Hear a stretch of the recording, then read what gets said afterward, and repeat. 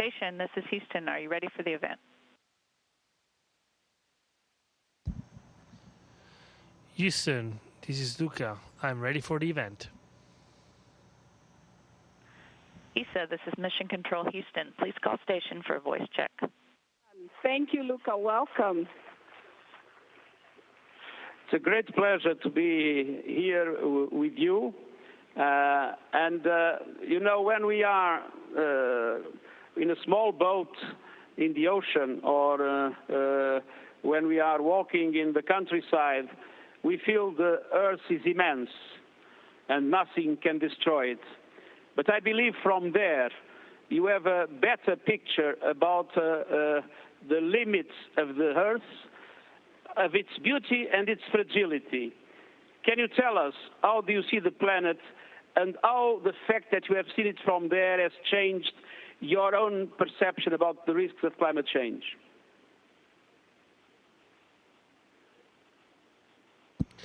First of all, good afternoon to all the participants, and thank you for having me participate today. Welcome aboard the International Space Station. From up here, we have the unique privilege of being able to look at our planet with our eyes. It is something really hard to describe in terms of what we feel and how it makes you feel. I can tell you that our planet is incredibly beautiful, and words really don't do any justice to the kind of beauty that I want to express, because there are so many little details that are visible from up here that I would never be able to see otherwise. We also see its incredible fragility, and the fact that we're witness to it and we can witness year after year, it's frightening, saddening, and also gives me the push to try harder every day to do something. In the 6 years that have passed since I was here the first time and this year, I have seen with my own eyes that the terrible effects of climate change. And so I hope that my words can bring some strength, some human strength and human feelings to the somewhat hard to understand data that can feel cold to the eyes of the common person. But what I talk about when I see the effects of Hurricane Dorian or Harvey or the flooding in the rivers, when I see what kind of destroying power the forces of nature that become worse and worse every year can bring, maybe people will listen to me. What I want to tell them is that our planet is our only one. We don't have another choice right now. The planet Earth is the one planet that we have, and we are all in this one planet. We are all astronauts in a way, because Earth is a spacecraft floating in space, and it's the only place that can give us hope and can give us life. So we have to do something, and I think all astronauts believe that. Every astronaut I've talked to, before and after becoming one, and before and after seeing the world myself, have expressed the same feeling of wonder at the beauty of Earth and desperation at seeing its fragility.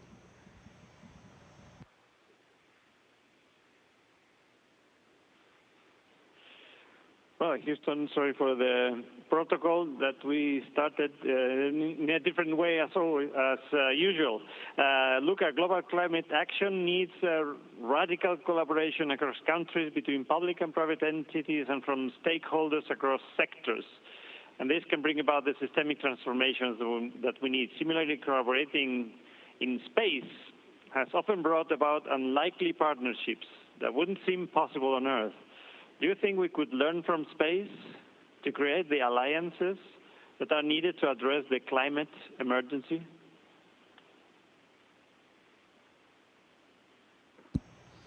Well, I certainly hope so, and I believe so. I've had two Director General of ESA since I was selected. One, they love to say that ESA is the world champion of collaboration, and that was my first one. And right now, Ian Werner likes to say that space is a bridge that joins different worlds and can make the future happen. And look at it. ESA is made up of 22 countries. 22 countries with very different background, very different history, and they all come together in one common view of what we should do with space exploration, the future of space flight, and so on, and this objective of understanding our world. And then we have the International Space Station program, where you have ESA, so 22 countries, and then you have the United States, Canada, Japan, and of course Russia. Very, very different countries, very different history, and we all cooperate. Why and how? Well, I believe that there are two things that really join people and can make a moment of trust and desire. One is the big dream. A big dream can join people. Space exploration is a huge dream. It's been with us for forever. We want to understand our world, our universe, and the only way to do it, to explore it, is to put our feet on different planets, put our eyes on it, touch it. We want to feel the sand in our gloves. We want to feel we want to leave the footprint, and the only way to do it right now, today, is for everybody to come together, despite our differences. Well, the other way to join people is to find one common enemy. And today we have the number one enemy is what's destroying the world as we know it. And it's the changing of the climate, it's the rising temperature of Earth's climate. And so that is the number one common enemy. We need everybody to come together and understand that the only way to fight it is through cooperation, through innovation, the redistribution of resources, and putting those resources into new ideas. As a matter of fact, for the stakeholders, it could be seen as an opportunity to do something completely new and revolutionize the way we have the world right now. I'm talking about transportation, energy, food production. All these things can be revolutionized using technology and what we know today to make a better world and to join everybody into the fight against a changing world.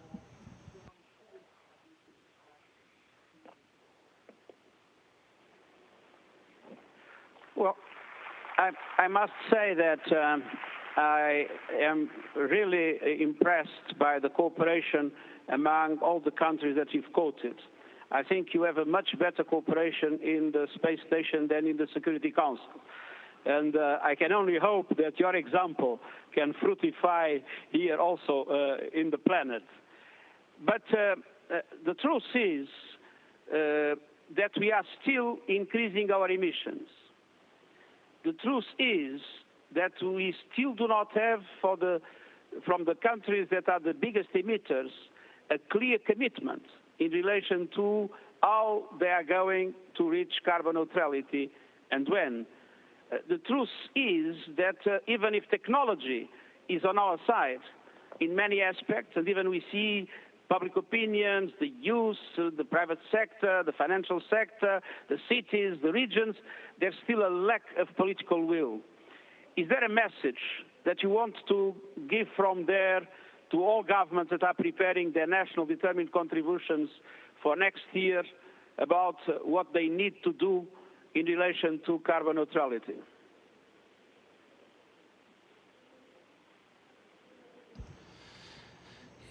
Sir, of course, it's really hard for me as a single individual to express something so complex or to have the solution for all that. It's impossible.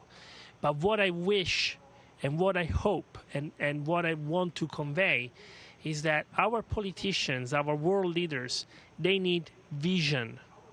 Vision. Because nowadays it seems to me that we are only capable of looking at what's happening today and tomorrow.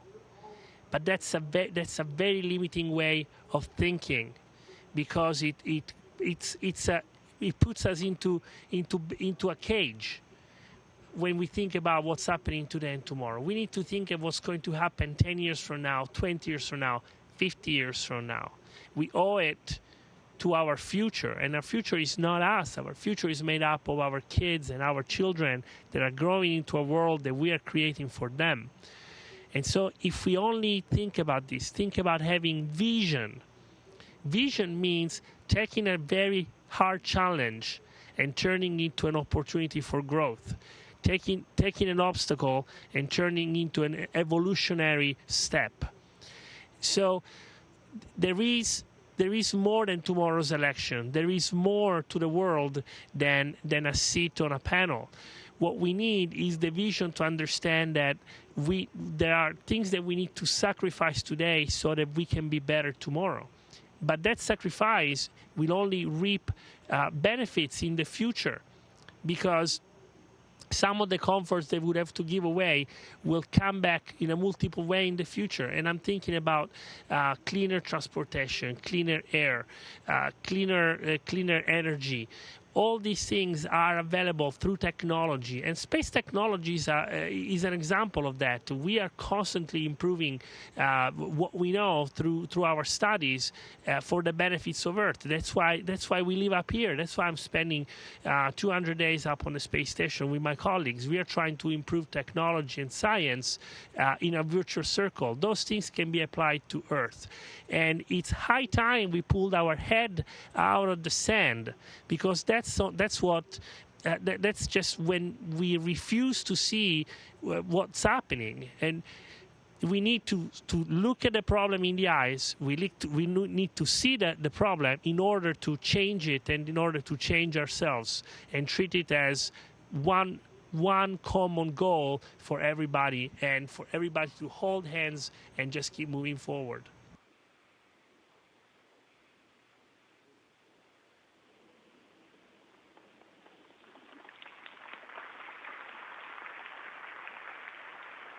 Lucas,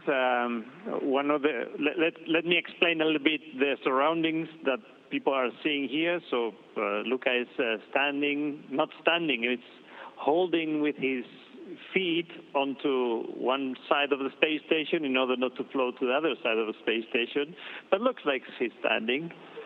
Oh, well, Luca, thanks very much. It's in the European module, Columbus, full of stuff to do experiments and full of cables, and everything is, even though it doesn't look like it is very tidy, it is as tidy as it can be done. And maybe one other question. We were talking to the Secretary General before the connection was made that and to the moderator, that one picture taken by astronauts from the Earth started all of this conservation and movement. Everybody saw the Earth for the first time and realized how little it is in the middle of the universe. And now what we are doing is trying to use space to study Earth. So I just came last week from the ministerial conference in ESA. We're going to spend billions on new Earth observation satellites. Do you think that space still has the capacity to actually bring everyone together around this idea that we do know, and we know every day more what's happening to the Earth, and what do we have to do with it?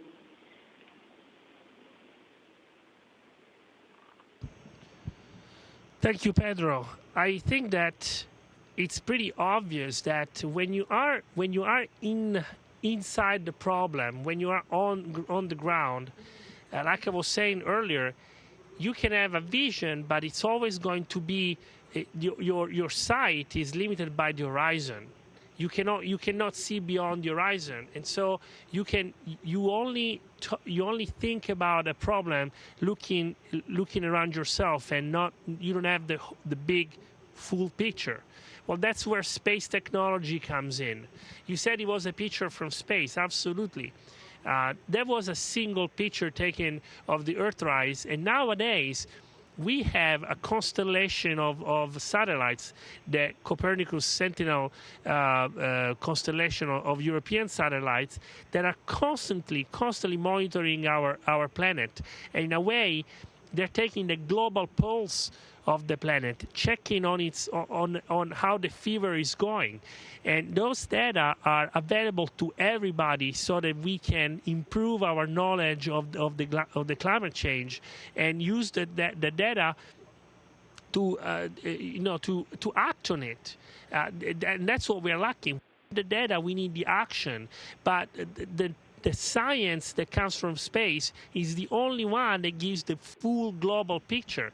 And we need that. We need it in order to understand how everything is connected and everything affects everything. If you're only looking at the regional or local environment, you may be driving the wrong conclusions. While when you look at a big picture from space with our satellites, with our data, with our science, then scientists can really put everything together like a big giant 3D puzzle. But there is one more thing that I'd like to point out. That first picture was taken by a man. And today, we have a human spaceflight program that takes hundreds of thousands of pictures every year to share with the public. Now, we are telling a story, because no matter what the story is, whether it's beautiful or whether it's terrifying, if nobody tells the story, then it's as if it never happened. We are telling you the story that we see with our own eyes, and we take the picture, we test, we bear witness with our pictures to what we see and what we feel. And that is something that no other program can do. You need a human in space to tell the human side of the story. So yes, space technology and our human spaceflight still has a very important role to play, both in terms of giving you the science, the technology, the data, the big picture, but also to give you the inspiration, seeing the beauty and the fragility of Earth through the human eyes.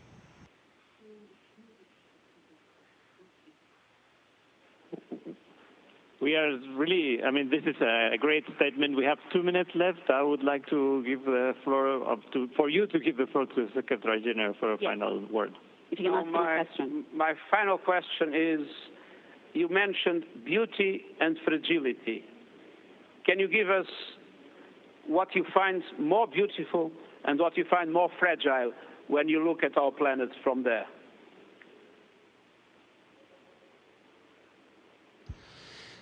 Sir, that's Mr. Secretary. It's a very hard question.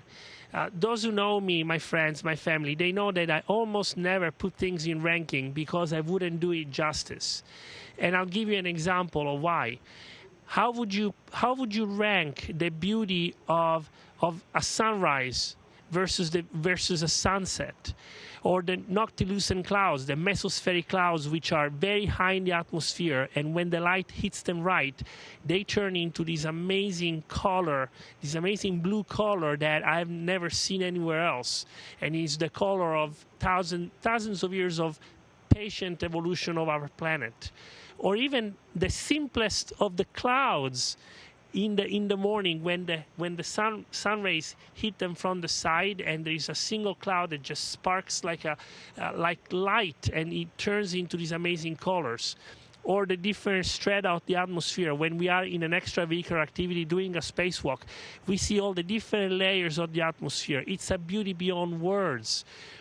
The waves of the ocean crashing onto the beach, the blue turning into white, turning into sand, turning into green of the forest. It would be really unfair to pick one thing of beauty over another. Like the poet said, a thing of beauty is a joy forever, and that's what we have on Earth. We have a joy that could last forever.